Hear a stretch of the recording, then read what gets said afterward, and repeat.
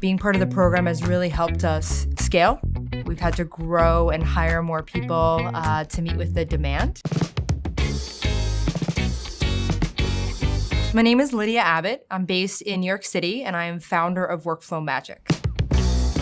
I started with the Authorized Partnership Program about 2 years ago, and quickly after that, I've joined the Channel Partnership, and really what the team from the Referral Partnership gave me is really the mindset and the playbook of how to make that jump. And I've made the jump very quickly, and within 6 months, I went from Silver to Platinum Partner.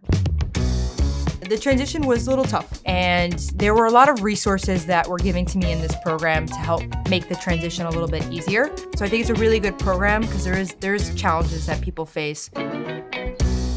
I went from being a one person that did sales, implementation, support, literally everything under the sun, and now I have a team of 6 that are dedicated to services and providing really good service while I focus mostly on sales. So I've seen tremendous growth in the last year.